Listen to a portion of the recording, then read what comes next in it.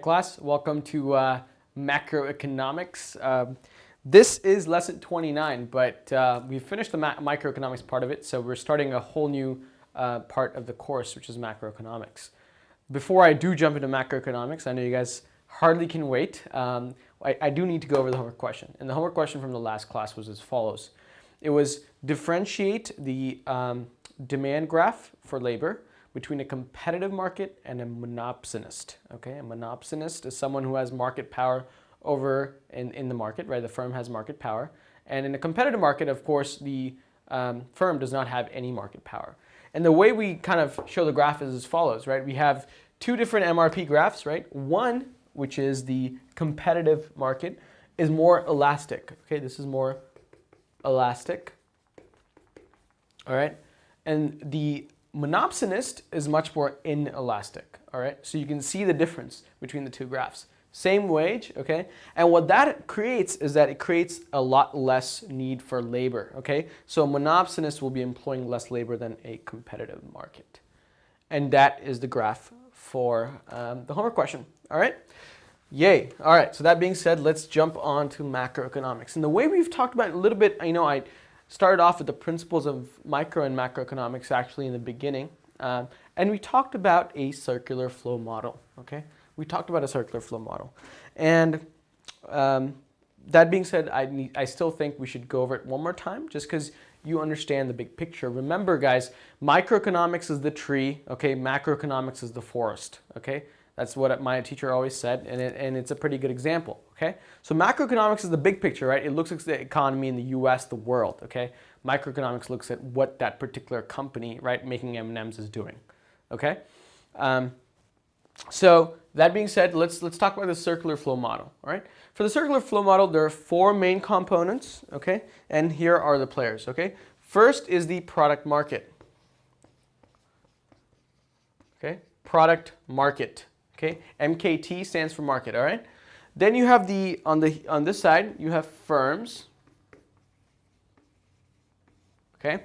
On the other side, you have households.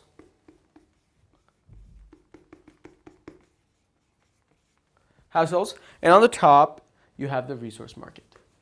Okay? So you have the resource market. All right. So what happens is that at the end of the day, it's called a circular flow model because everyone's connected to each other, okay? So what happens from the product market to the firms? There's a connection between the firms to the resource market, and so on and so forth, okay? So before we kind of link all these together, I want to write down a couple more things on the board. First is the fact that resources, right, obviously come out from the resource market, pretty straightforward, duh, right? But what about on the other side, okay? These are products, but products in econ are known as goods and services, okay? So goods and services. And I'll write as G and S on here. G and S, okay. So firms basically give goods and services to the product market, right? Your iPods and whatnot. The product market flows out to the households because people actually consume these goods and services, okay? And households give resource market in terms of labor, their resources. The resource market in turn is needed for the firms because they need to make these goods and services, okay? And the inner circle is connected through resources and goods and services. But what about the outer circle? The outer circle is as follows. The product market, okay, gives money to the firms in terms of revenue, okay? R-E-V-E-N-U-E, all right, revenue, okay? Revenue goes in terms of dollars, right, to the firms. And the firms are happy because they're selling these goods and services for a cost. And so they need to make profits on that as a firm. All goals is to make a profit. So the revenue goes to the firms. All right. So what flows from the firms to the resource market? Well, they have to pay to make these goods and services. So these are the costs involved. Okay. The costs involved. All right. What about this? How does the household market connect to the product market? Well, you buy that iPod or that iPhone, right? And you give money to Apple, right? So in the product market, what flows in here is your spending, okay? People spend, right? That's your spending that goes in here. All right, so the last end is here. So what happens between the resource market and the houses? Well, remember guys, all of you, or most of you, right, hopefully, work, okay? Or will be working soon, excuse me, you guys are students. You guys will be working soon, right? And so what will happen is that you guys will get money back, obviously, okay? And so what you get in terms of money is income, okay? And this is how the circular flow model works, okay? This is how our economies are all connected to each other, right? And this is how each economy works, okay? Obviously very, very, very, very much so simplified, but you get the idea. The circular flow model, because money keeps constantly circulating in the market. And then we talk about how it gets amplified actually within this process, and how money creates more money and how that happens mathematically. All right, that being said, let's talk about some specific concepts in macroeconomics. A very, very, very simple one to start off with is called valuing production, okay? So how do you value production, all right? So let's say that you are a car maker, and in the month of, let's say, December, okay? Let's say December. This is the queue of cars you made, okay? And this is the type, okay? Remember the type. This is the amount you're selling it for. Okay, how much you're selling for. Okay, so let's say this is a mini-sized car, a medium, small car. Okay, and you sold a lot of these. Okay, you sold, let's say, like, okay, this is a small company, right? They sell 10 of these in December. Medium, they sold about 5. Large, they sold about 2. Okay. Now the dollars related with small cars are about, let's say, $1,000. Medium cars are about 2,000. And large are 3,000, okay? Valuing production, so how do you value production, right? How much did this company make? Yeah, they sold 10 cars, 5 cars, 2 cars, so the total 17 cars, right? But that's not what we want. We want to know the total value of this money, right?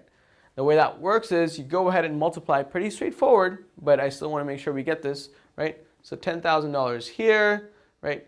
$10,000 here, $6,000 here. It's just by multiplying, okay? 10 times 1,000, 10,000, 5 times 2, so on and so forth, okay? So this is the total value of your production, right? $26,000 is the total value of your production, okay? It's a simple question. When people ask, but don't give this answer, right? This is counting for the dollar terms and counting how much you've sold of each car, okay? So that's a pretty basic concept, but I wanted to go over it just in case. Let's talk about one of the biggest definitions you will see here is 3 letters, GDP, okay? So what is GDP? You guys have probably heard of it before, talked about it maybe, possibly, in class. So GDP basically says that it's kind of like, it's an indicator, a number, a measurement for an economist to say, okay, well, you have the United States, okay? How much is being produced in the US? And I want that in dollar terms. Again, this sort of idea, except for this whole economy, okay? So let's give a technical definition of GDP on this side. Let's go ahead and erase this. Circular flow model, okay? And let's actually define GDP.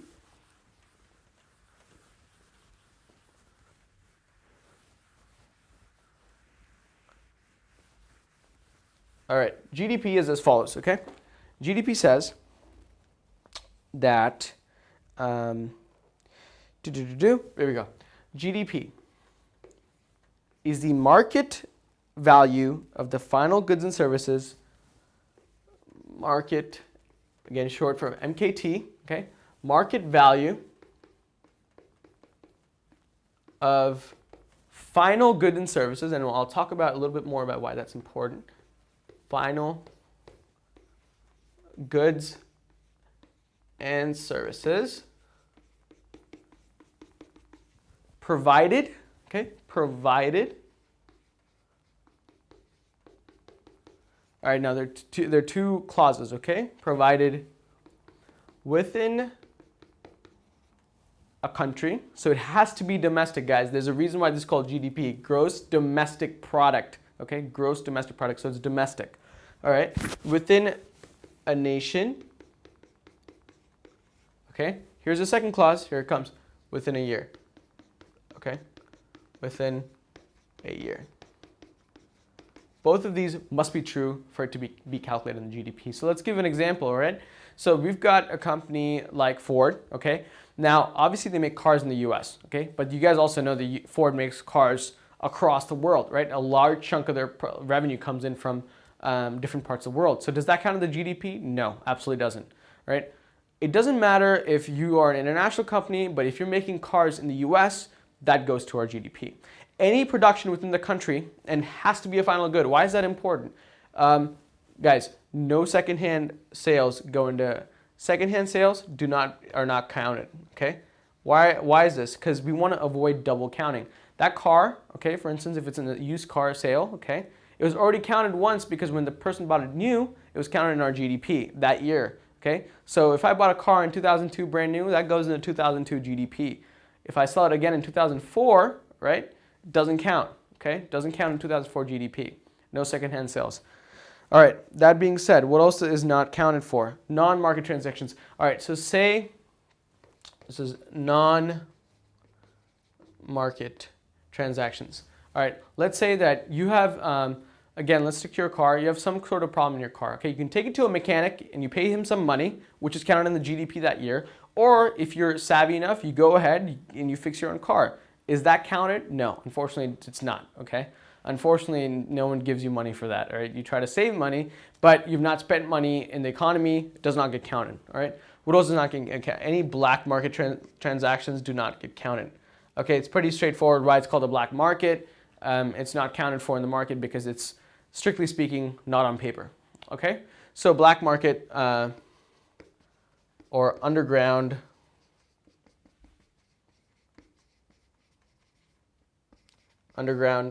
not counted for, excuse me. So, you know, GDP, we understood, okay, so it has to be a final good, right? And why are we saying about final so much? Why is that so important? Because the point is, let's say I'm a farmer, okay, and I don't know how many of you guys like orange juice. I love orange juice personally, all right? So you go to the shelf and you buy orange juice from your local store, okay? Now, at one point in time, that orange juice needed oranges, right? Obviously, right?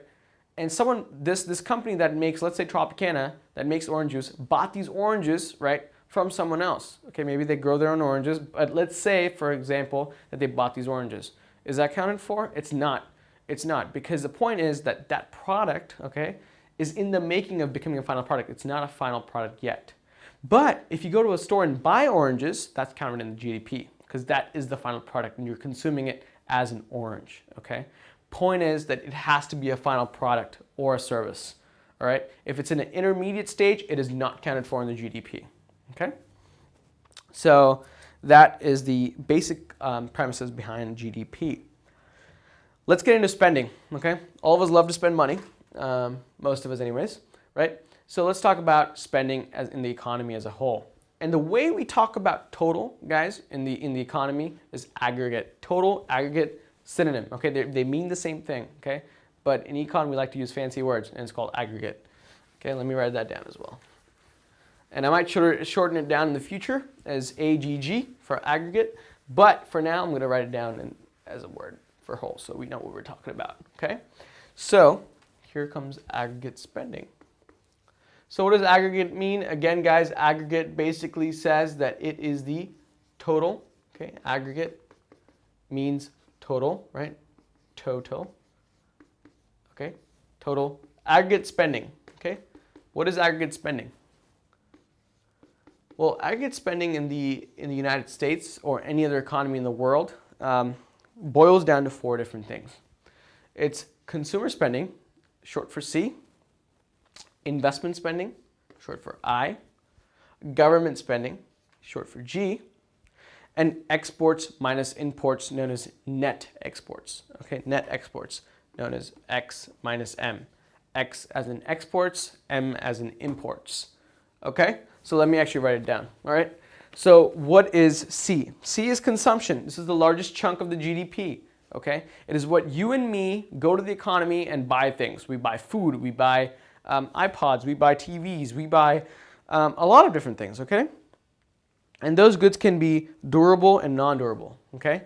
And durable goods are goods that are that can last more than a year. So a car is a durable good. Food that doesn't last within a week is non-durable, right? So C stands for consumption. Consumption. Largest chunk of the GDP. We consume various things, and these can be durable goods and non-durable goods, and you can also be services, guys. Goods and services, okay? Durable and non-durable, okay? Non-durable. All right, I is investment spending. What is I, okay? So, you guys invest in a lot of different things, but investment basically boils down to 3 different things when we count in the GDP. First thing is the new capital machinery purchased by firms, all right? So, machinery, okay? It has to be new. Okay, so new machinery. How does this help? Basically, firms use these new machineries. They spend money right now, okay? And so they're investing it for the future, okay? And that's basically how investment is defined. It's defined as the current spending that you spend in order to make sure that you increase output or profits for the future, okay? Or productivity. New machinery helps you do that, so that comes under investment, okay? Second is new construction, okay? Construction, new construction as in buildings, right? Anything. It could be a corporate building, it could be a school. No matter what it is, it's considered as investment because you're putting in amount of money, you're spending money so you can reap productivity, right? In this case of the school, it's productivity, or output in terms of a corporate sense, it's output, right? So new construction also comes under investments, okay? The last thing that comes under is market value of the change for unsold inventories. A lot of different words there. Basically, it's saying that if I have not sold things, imagine myself as a car maker again. Let's make sure that we're like on the same page. Let's use an example. Let's take Ford, okay? Ford makes a lot of different cars. Obviously, they don't sell all the cars every day, okay? Some of them they get to keep, okay? And sooner or later it gets sold. But as it passes by, let's say we got a new car in December in my dealership and I sell the car next year, I keep that inventory. Any change in that inventory, unsold inventory, is counted for an investment, okay? It's counted for an investment. All right, so the market value of change, I'll just say market value in this case. Market value of delta of unsold inventories.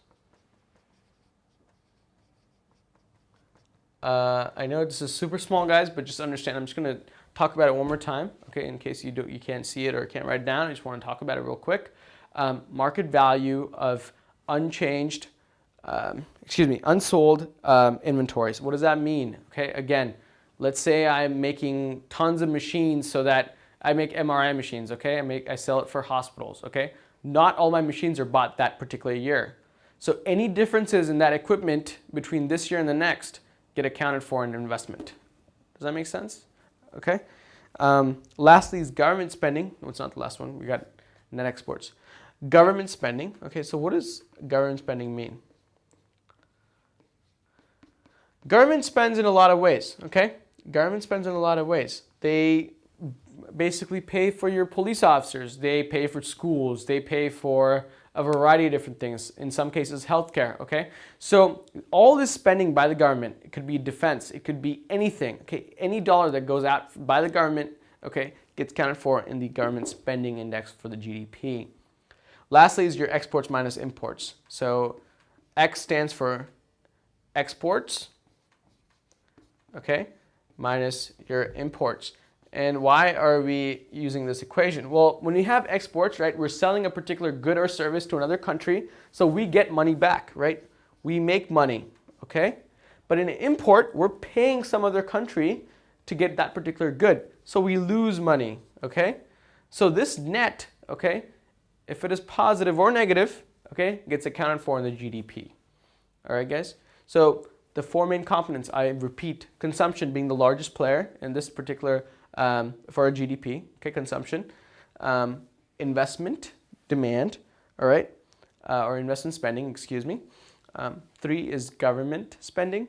4 is net exports and imports. Okay, net exports basically is exports minus imports, known as X minus M. Okay, so that should be pretty straightforward. Okay, make sure you understand that. Now let's go on to income. Okay, so we talked about aggregate spending, which is total spending. Let's go on this side, talk about aggregate income.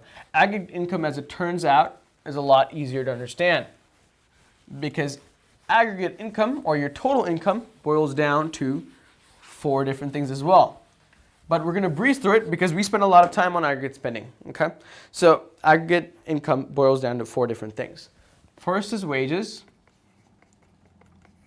Okay, this is aggregate income, guys. So AGG is short for aggregate income.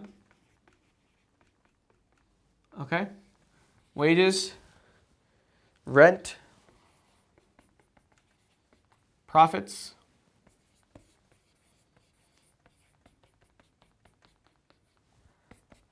and lastly, interest.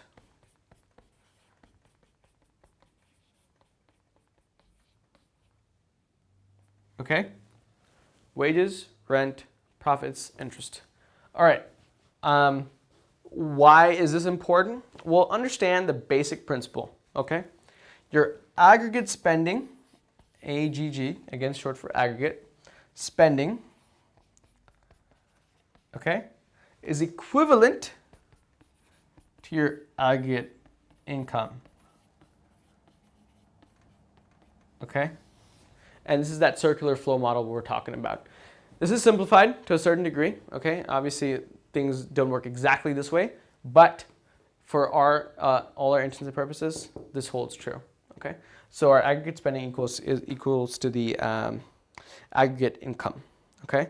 Aggregate income, mathematically in equations, if you see it in tests, is Y, okay? So that is your aggregate income, all right? So let's talk about a new topic, which is going to be nominal versus real GDP. Why is nominal versus real GDP important? Well, imagine that okay, right now it's 2010, all right? So we're in 2010 and we are calculating the current year's GDP, which is fine. I mean, you account for all the different things and you add up and you get C plus I plus G plus net exports, right? And you create your GDP. But the problem is, what do you define it as? Because every year you have inflation, right? Inflation basically says that it's monitoring the difference in your prices, okay? So this year, things are slightly more expensive. Your bread's more expensive, your milk's more expensive. So when we account for GDP, it's going to be higher, right? Because if you look at inflation, prices have changed and the GDP is bigger. But that's not really stating the GDP. So for that reason, we have 2 different things. We have nominal GDP and real GDP. And the one we're going to be interested in is real GDP. So let me really quickly explain to you nominal and real GDP. Okay? Let me go ahead and erase this. And we can talk about nominal and real GDP. Nominal GDP, again, I told you guys, is what I just explained to you in 2010. If you use 2010 prices, we talk about nominal GDP. Real GDP, though, is a little more complicated because it accounts for inflation, okay? And so NGDP, or nominal GDP, nominal GDP, okay? GDP is at current year prices. At current year prices, okay? So what about real GDP, or RGDP, okay? Real GDP is accounted for using a base year or a reference year prices, okay? So this could be set at any particular thing, okay? So let's say that it's you know, here right now it's 2010, right? And we want to calculate the real GDP. Well, let's take, for instance, let's say 2000, the year 2000, were our base year. What we're going to do is calculate real GDP based on an index that calculates for prices taken in from the year 2000, okay? So it adjusts for inflation, so we realistically know what the GDP is, instead of being supported on the idea that inflation makes prices go up. Okay, we're simply not just looking at a nominal GDP, we're also looking at the real GDP, which is what the exact number is going to be. So it's a little more realistic in the sense that when we use real GDP, all right? So we're going to try to understand how we calculate real GDP, okay? Real GDP as a formula is as follows. Real GDP is equivalent to a formula, which I'm going to write in about 5 seconds. All right, so real GDP is equivalent to, I'm going to short it down again for our GDP. Guys, remember it's real GDP. Our GDP is equivalent to 100, okay, times the nominal GDP, right, what the current year GDP is in current year prices, okay, nominal GDP over the price index.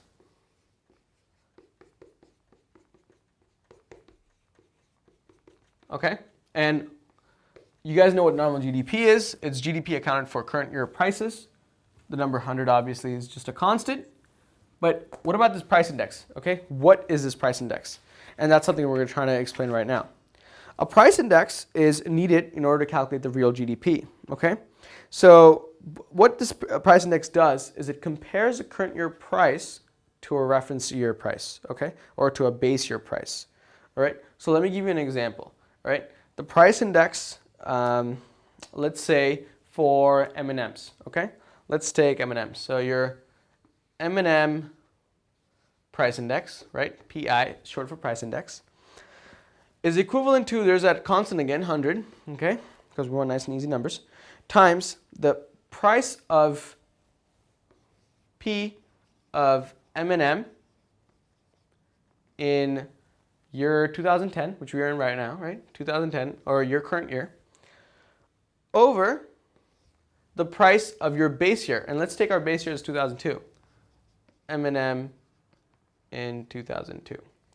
So using this price index, using this formula, we come up with the M&M price index formula, okay?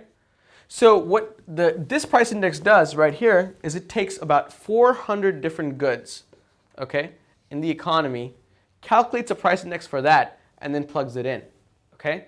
So we take a nominal GDP divided by the price index, multiplied by 100, and we get the real GDP, okay? So the price index is extremely important in understanding how our GDP is different from our nominal GDP.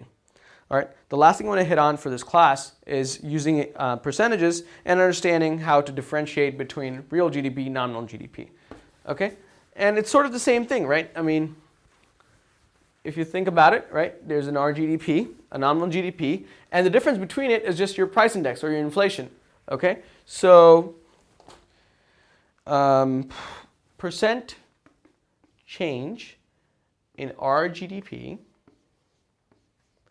is equivalent to your percent change in NGDP, and the missing piece, of course, is minus the percent change in your price index, okay? So percent change in RGDP is equal to percent change in NGDP minus percent change in PI. All right, so I think this is good for now for this class. We're going to come back and try to explain consumer index and consumer price index and price index a little more in detail so you guys understand it a little better. But before I do and I let you guys go, give me the answer to this homework question. Your homework question is, give me the answer, excuse me, your homework question is, answer me the 4 components, okay, the 4 components of GDP. So GDP accounts for 4 different things, all right, broken down 4 different things. Your aggregate spending is broken down to 4 different things, okay, and explain to me what those 4 are. When you do in the next class, I'll see you guys back then and we'll explain a little more about the business cycle and how different things in the macroeconomy work. So welcome to the macroeconomics part of this class. Hopefully I'll see you guys in the next class. Thank you so much for tuning in.